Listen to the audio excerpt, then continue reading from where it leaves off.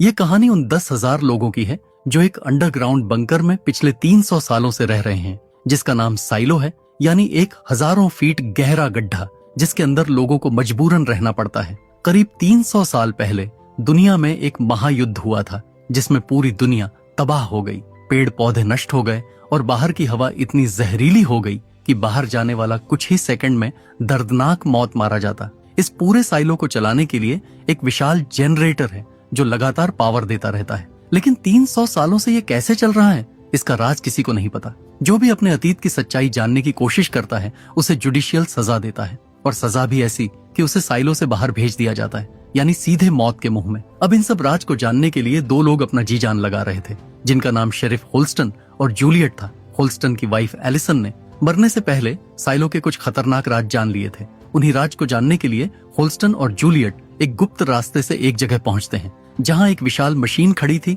जिसने कभी साइलो की खुदाई करी थी। वहां उन्हें एक स्टील वायर दिखती है जिसके आखिर में एक बैग लटकाया गया था। उसके अंदर उन्हें एक हार्ड ड्राइव मिलता है जो लगभग 140 साल पुराना था। शायद इस हार्ड ड्राइव में ही जूलियट के बॉयफ्रेंड जॉर्ज की मौत और एलिसन के साइलो के बाहर जाने का राज छिपा था। लेकिन शेरिफ होल्स्टन का ध्यान इन सब पर नहीं बल्कि साइलो की सुरक्षा पर था। उसे लगता था कि इसमें ऐसा कुछ हो सकता है जो अगर लोगों के सामने आ गया तो अंदर ही अंदर बगावत या युद्ध शुरू हो सकता है, इसलिए वह इसे नष्ट करना ही सही समझता है। लेकिन जूलियट गुस्से में चिल्ला पड़ती है कि अगर इसे खत्म कर दिया गया तो जॉर्ज के कातिलों का कभी पता नहीं चलेगा, और यह भी कि उसकी पत्नी साइलो के बाहर क्यों गई थी। वह शेरिफ होल्स्टन पर चिल्लाने लगती है कि उसे अपनी पत्नी से ज्यादा बाकी लोगों की चिंता है। कहीं ना कहीं उसकी बात सच थी और शेरिफ होल्स्टन को भी अंदर से यही महसूस होता है। आखिरकार शेरिफ होल्स्टन फैसला करता है कि वह जॉर्ज के केस की जांच जारी रखेगा और हार्ड ड्राइव में जो भी मिलेगा वह जूलियट को बताएगा। लेकिन इसके बाद वह खुद भी बिना कुछ कहे बाहर चला जाता है और बाकी लोगों की तरह साइलो के बाहर उसकी भी मौत हो जाती है। दूसरी तरफ जूलियट भी अपने सारे राज होल्स्टन को नहीं बताती, क्योंकि उसके पास कुछ ऐसे खतरनाक सच थे जिन्हें जानने भर से जुडिशियल के लोग उसे साइलो से बाहर भेज सकते थे। इधर शेरिफ होल्स्टन के मौत के बाद नए शेरिफ के पद के लिए उम्मीदवारों की सूची जारी हो जाती है। डेप्यूटी मार्नेस ये सूची लेकर मेयर रूथ के पास पहुंचता है। सूची में 4 नाम थे और सभी जुडिशियल से जुड़े हुए थे। जुडिशियल कुछ अमीर लोगों का सिस्टम था जो पूरे साइलो को 300 सालों से कंट्रोल कर रहा है। मार्नेस को अफसोस था कि अगर होल्स्टन ने पहले ही अपना वारिस चुन लिया होता तो यह स्थिति नहीं आती। फिर वह बताता है कि होल्स्टन ने दरअसल एक लेटर के जरिए अपना उत्तराधिकारी चुन लिया था जिसका नाम जूलियट निकल्स है, जो डीप डाउन में एक इंजीनियर है। यह सुनकर सब चौंक जाते हैं कि एक इंजीनियर को शेरिफ क्यों बनाया जाए। फिर भी मेयर रूथ उससे मिलने का फैसला करती है। उधर जूलियट सच्चाई की तलाश में फिर उसी सीक्रेट जगह पर पहुंचती है जहां वह और जॉर्ज मिला करते थे। उसे याद आता है कि जॉर्ज ने उसे बताया था कि साइलो के सबसे नीचे एक हिडन डोर है और वहां तक पहुंचने के लिए उसने रोप्स का इंतजाम किया था। हालांकि जूलियट को पानी से बहुत डर लगता था, इसलिए वह पहले कभी नीचे नहीं गई। लेकिन अब सच जानने के लिए वह अपना डर किनारे रखकर नीचे उतरने का फैसला करती है। वह रोप्स के सहारे नीचे जाती है, लेकिन वहां उसे कोई दरवाजा नहीं मिलता। उसकी आखिरी उम्मीद भी टूट जाती है। इस सच को सहन न कर पाने की वजह से वह रात भर शराब पीती रहती है। अगली सुबह मेयर रूथ और डेप्यूटी मार्नेस जज मीडोज से मिलने जाते हैं, क्योंकि नए शेरिफ का चुनाव उसी के हाथ में था। इस दौरान वे आईटी हेड बर्नार्ड हॉलैंड से भी सलाह लेते हैं। जैसे ही जूलियट निकल्स का नाम सामने आता है, बर्नार्ड गुस्से में आ जाता है और उसे चोर बताता है। वह कहता है कि कुछ महीने पहले जूलियट ने सर्वर के लिए इस्तेमाल होने वाले हीट टेप के बॉक्स चुराए थे। हालांकि ये कभी साबित नहीं हुआ। मेयर रूथ साफ तौर पर नहीं चाहती कि जुडिशियल अपना कोई आदमी उन पर थोपे, इसलिए वह खुद जूलियट को परखना चाहती है। इसके बाद वे दोनों डीप डाउन की ओर निकल पड़ते हैं, जो एक दिन का लंबा सफर था। रास्ते में मेयर लोगों से मिलती जुलती रहती है। वहीं दूसरी तरफ जूलियट शराब के नशे में धुत होकर देर तक सोती रहती है। इधर साइलो के जनरेटर में खराबी आ चुकी थी। वहां पहुंचते ही जूलियट ने अपने जूनियर साथी कूपर को गुस्से में पंच मार दिया, जबकि वह उसकी गैर मौजूदगी में रोटर ठीक करने की कोशिश कर रहा था। किसी तरह रोटर को टेम्पोरेरीली संभालने के बाद उसे नॉक्स को जवाब देना पड़ा, जो मैकेनिकल डिपार्टमेंट का हेड था। नॉक्स ने उसे डांटते हुए काम से हटा दिया और कहा कि जब नशा उतर जाए तब वापस आना। थोड़ी देर बाद जूलियट फ्रेश होकर मार्था के पास पहुंचती है। जूलियट काफी परेशान थी क्योंकि जॉर्ज ने उसके लिए इतने सुराग छोड़े थे, फिर भी वह कुछ पता नहीं लगा पाई। मार्था समझ जाती है कि उसी फ्रस्ट्रेशन में उसने कूपर पर गुस्सा निकाला। यह सुनकर जूलियट भड़क उठती है और कहती है कि मार्था सालों से बैठकर रेडियो सुनते हुए सबकी जासूसी करती रहती है। उसे दुकान से बाहर निकले 20 साल हो चुके हैं। गुस्से में बड़बड़ाते हुए वह वहां से निकल जाती है। असल में मार्था सच में रेडियो के जरिए साइलो की हर छोटी बड़ी खबर रखती थी, किस फ्लोर पर क्या हो रहा है, किसका झगड़ा हुआ, सब कुछ। लेकिन उसने सच में सालों से बाहर कदम नहीं रखा था। शाम होते होते मेयर डीप डाउन पहुंच चुकी थी। थोड़े आराम के बाद डेप्यूटी मार्नेस उसे जूलियट से मिलाने ले जाता है, लेकिन तभी अचानक साइलो के विशाल जनरेटर से अजीब आवाजें आने लगती हैं और वहां हड़कंप मच जाता है। मेयर नॉक्स से मिलती है, जो पहले से ही जनरेटर की हालत को लेकर परेशान था। सभी जूलियट को ढूंढ रहे थे, तभी वह दौड़ती हुई वहां पहुंचती है। आवाज सुनकर उसे समझ आ जाता है कि अंदर की समस्या गंभीर है और इसे ठीक करना बेहद खतरनाक हो सकता है। इसलिए उसके जूनियर साथी को वहां से हटा दिया जाता है, क्योंकि कोई दोनों को एक साथ रिस्क में नहीं डालना चाहता था। मेयर हैरान रह जाती है जब वह जूलियट को बिना डरे जनरेटर के अंदर जाते देखती है। उसी पल वह तय कर लेती है कि अगली शेरिफ वही बनेगी, और इसका कारण भी साफ था। शेरिफ होल्स्टन बेकर खुद उसे अपना वारिस चुन चुके थे। जूलियट के बारे में और जानने के लिए मेयर मार्था के पास जाती है। असल में जवान दिनों में दोनों अच्छी दोस्त हुआ करती थीं। मार्था से जूलियट के पास्ट और फैमिली के बारे में जानने के बाद मेयर वापस आती है और उसे शेरिफ बनने का ऑफर देती है। लेकिन जूलियट का ध्यान सिर्फ जनरेटर पर था। वह कहती है कि अगर वह शेरिफ बन गई तो इस जनरेटर को संभालने वाला कोई नहीं होगा, जिस पर पूरे साइलो की जिंदगी टिकी है। इसलिए वह ये ऑफर ठुकरा देती है। मेयर जाते समय उसे होल्स्टन का बैज दे देती है। उनके जाने के बाद इस बात पर चर्चा शुरू होती है कि आखिर होल्स्टन उसे शेरिफ क्यों बनाना चाहता था। तभी डेप्यूटी हैंक की नजर बैज के पीछे लिखे शब्द पर पड़ती है, जिस पे ट्रूथ लिखा था। इसका मतलब साफ था, होल्स्टन चाहता था कि जूलियट शेरिफ बनकर सच्चाई को सामने लाए। यह समझते ही जूलियट तुरंत मेयर के पास जाती है और कहती है कि वह शेरिफ बनने के लिए तैयार है, लेकिन उसकी एक शर्त है। वह साइलो के जनरेटर को शट डाउन करना चाहती है ताकि रोटर को पूरी तरह रिपेयर कर सके। यह फैसला बहुत बड़ा था, क्योंकि 300 साल में पहली बार जनरेटर बंद होने वाला था। इससे पूरे साइलो की बिजली चली जाती। लेकिन जूलियट साफ कहती है, अगर आज रिस्क नहीं लिया गया तो एक ना एक दिन रोटर पूरी तरह टूट सकता है और तब पूरा साइलो हमेशा के लिए अंधेरे में डूब जाएगा।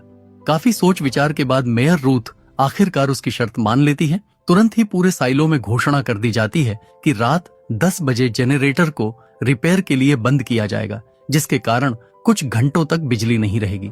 इस दौरान सभी लोगों को सेफ जोन या अपने घरों में रहने का आदेश दिया जाता है। साफ चेतावनी भी दी जाती है कि जो भी इस नियम को तोड़ेगा उसे बख्शा नहीं जाएगा।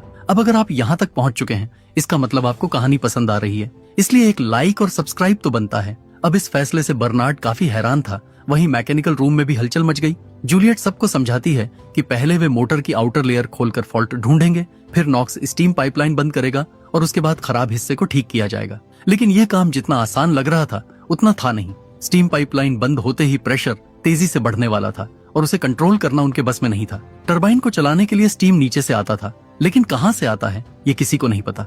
हालांकि साइलो बनाने वालों ने एक्स्ट्रा प्रेशर को संभालने के लिए एक टैंक बनाया था, जिसमें स्टीम जमा होकर टरबाइन में जाता था। उस टैंक को बंद करने के बाद उनके पास सिर्फ आधा घंटा था, यानी सब कुछ उसी समय में खत्म करना जरूरी था। उधर साइलो के हर पुलिस स्टेशन को अलर्ट पर रखा गया। मेयर रूथ को भी सुरक्षित जगह पर ले जाने की सलाह दी गई, लेकिन वह वहीं रुकना चाहती थी। उसे डर था कि कहीं डीप डाउन से कोई बगावत ना हो जाए और 300 साल की शांति भंग ना हो जाए। जैसे ही घड़ी में 10 बजे शर्ली ने बैकअप पावर चालू किया। ये पावर सिर्फ सर्वर को चालू रखने के लिए था। उसी दौरान कैफेटेरिया के डिस्प्ले में एक अजीब ग्लिच आया। कुछ पलों के लिए बाहर का अलग ही दृश्य दिखाई दिया। ध्यान देने वाली बात यह थी कि बाहर की दुनिया बंजर थी। वहाँ एक भी पेड़ पौधे नहीं थे और उस समय रात के 10 बजे थे। उस वक्त बाहर ऐसा दृश्य होना संभव नहीं था।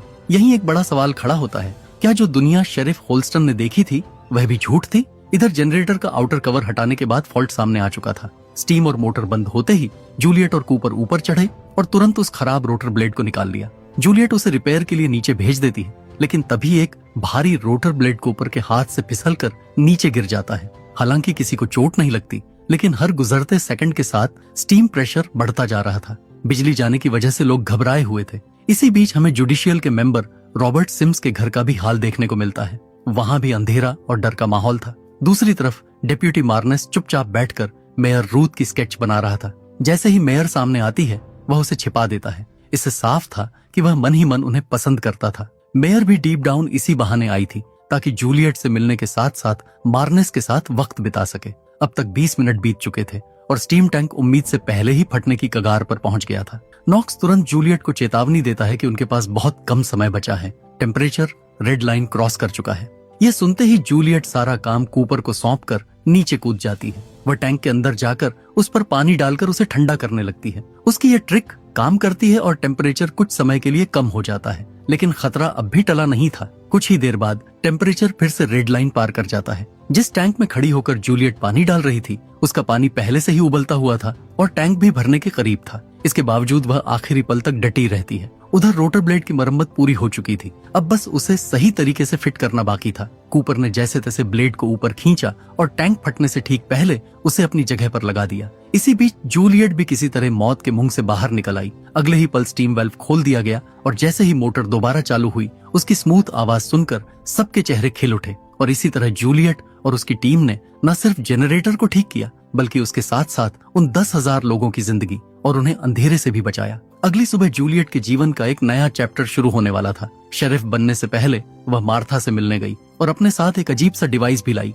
जिसे मार्था ने पहले कभी नहीं देखा था। बचपन से अब तक मार्था ने उसके लिए जो कुछ भी किया था, उसके लिए जूलियट ने उसे दिल से धन्यवाद कहा और नई जिम्मेदारी संभालने के लिए निकल पड़ी। दूसरी तरफ बर्नार्ड इस फैसले से बिल्कुल खुश नहीं था। जनरेटर बंद करना और एक सस्पेक्टेड चोर को शेरिफ बनाना उसे बिल्कुल मंजूर नहीं था, लेकिन उसके पास विरोध करने के अलावा कोई विकल्प नहीं था, क्योंकि सारी पावर मेयर के हाथ में थी। जूलियट के शेरिफ बनने की फॉर्मेलिटीज पूरी ही हुई थी कि तभी मेयर रूथ को अचानक तकलीफ होने लगी। डेप्यूटी मार्नेस ने पूछा तो उन्होंने बहाना बनाकर बाथरूम जाने की बात कही, लेकिन अंदर जाते ही वह गिर पड़ी। आवाज सुनकर मार्नेस ने दरवाजा तोड़ा और देखा कि मेयर तड़प रही थी। उसने मदद के लिए पुकारा, लेकिन तब तक बहुत देर हो चुकी थी। मेयर को बचाया नहीं जा सका। सुबह तक बर्नार्ड को भी इस घटना की खबर मिल गई। मार्नेस गहरे सदमे में था और उसे शक था कि किसी ने मेयर के पानी में जहर मिलाया था। हालात को देखते हुए बर्नार्ड ने जूलियट को शेरिफ बना दिया, क्योंकि नए चुनाव तक साइलो के कानून द पैक्ट के अनुसार वही अब साथी मेयर था। जब जूलियट शेरिफ ऑफिस की तरफ बढ़ रही थी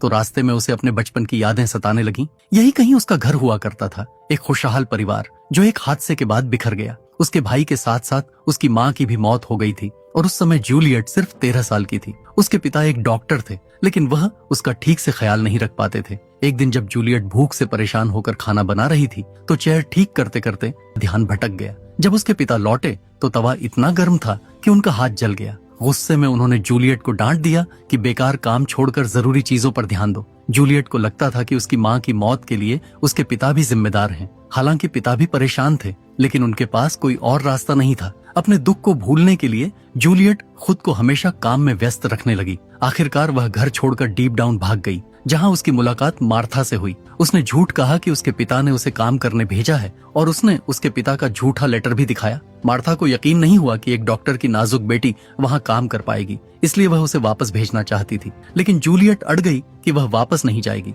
आखिर में मार्था ने उसे अपने पास रख लिया। वहीं उसकी मुलाकात पहली बार शर्ली से हुई। वहां वे लोग ऊपर से फेंके गए सामान को इकट्ठा करके रिसाइकल करने का काम करते थे। इन्हीं यादों में खोई हुई जूलियट स्टेशन पहुंचती है, जहां उसे शेरिफ ऑफिस और रहने की जगह की चाबियां सौंप दी जाती हैं। इसके बाद उसे जब भी मौका मिलता है वो ऑफिस से लेकर होल्डिंग सेल्स तक हर जगह तलाश करती है, इस उम्मीद में कि शायद होल्स्टन ने उसके लिए कोई सुराग छोड़ा हो, लेकिन उसे कुछ नहीं मिलता। 3 दिन बाद जूलियट के पिता उसे लेने वहां पहुंच चुके थे। दरअसल मार्था ने उस लेटर में स्पेलिंग मिस्टेक्स देखकर पहले ही समझ लिया था कि यह जूलियट के पिता ने नहीं बल्कि उसने खुद लिखा है, इसलिए उसी दिन उसने उसके फादर को खबर दे दी थी। लेकिन जूलियट किसी भी हालत में वापस जाने को तैयार नहीं थी। उसके फादर बार बार उससे सिर्फ एक ही सवाल पूछते, क्या तुम यहाँ खुश हो? सच तो ये था कि वह पूरी तरह खुश नहीं थी, लेकिन डीप डाउन में रहकर उसे अपने अतीत की यादें कम सताती थीं। दिन भर काम करने के बाद वह इतनी थक जाती कि सोचने का वक्त ही नहीं मिलता और बिस्तर पर जाते ही सो जाती।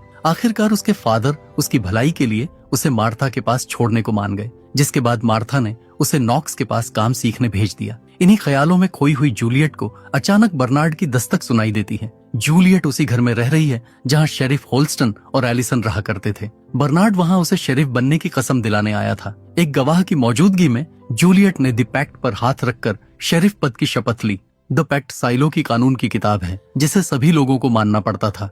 अब जूलियट हर दिन ऑफिस के कोने कोने में कोई सुराग ढूंढने लगी। उसे यकीन था कि होल्स्टन उसके लिए कुछ छोड़कर गया होगा। आखिरकार सैंडी के जरिए उसे एक फाइल के बारे में पता चलता है जो होल्स्टन ने अगले शेरिफ के लिए छोड़ी थी। उसमें एक नोट लिखा था, आईने के सामने 2 फूल रखो। ये बात जूलियट को समझ नहीं आई। तभी डेप्यूटी मार्नेस की खबर मिलती है। वह एक आदमी फ्रैंकी को बुरी तरह पीट रहा था ताकि उससे यह उगलवा सके कि जहर कहां से आया। जूलियट तुरंत वहां पहुंचकर उसे रोकती है और समझाती है कि अगर डेप्यूटी चीफ का यही रवैया रहा तो बाकी लोगों को कैसे संभाला जाएगा। काफी बहस के बाद दोनों के बीच एक डील होती है। जूलियट मेयर की मौत की जांच में मार्नेस की मदद करेगी और मार्नेस जॉर्ज के केस में उसकी मदद करेगा। असल में जूलियट जॉर्ज से प्यार करती थी और मार्नेस मेयर रूथ से। ये बात अब दोनों के बीच साफ हो चुकी थी। शक के आधार पर वे पैट्रिक नाम के एक पेंटर के घर पहुंचते हैं, क्योंकि 1 साल पहले उसकी पत्नी और मार्नेस के बीच झगड़ा हुआ था, लेकिन घर बंद मिलता है। तभी पैट्रिक खुद वहां आ जाता है और बताता है कि वह अब यहाँ नहीं रहता